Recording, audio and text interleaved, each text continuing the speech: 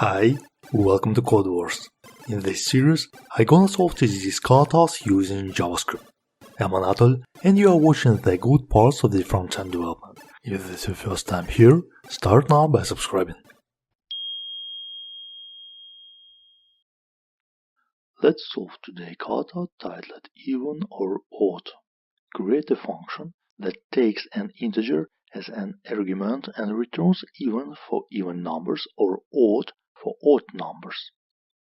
Okay, if I check that, I have an input number and then I need to divide it by 2, and in case its remainder is 0, it means that this is an even element. Let's use a modulo operator for that. It returns the remainder left over when one operand is divided by a second operand.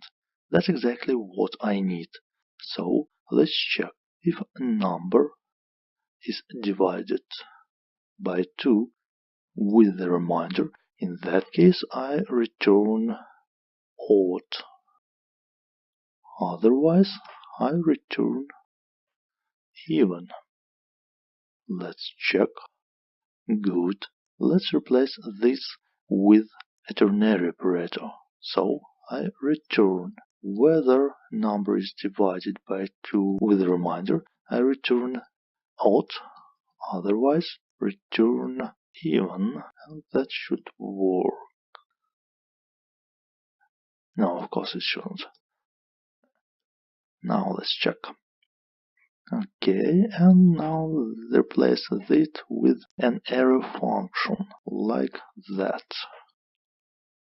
Let's check. Now it works. I like it. My code is available on GitHub. Documentation is available in the internet. Follow the links if you're eager to get more.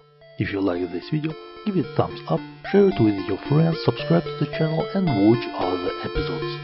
Thanks for watching and dive deeper.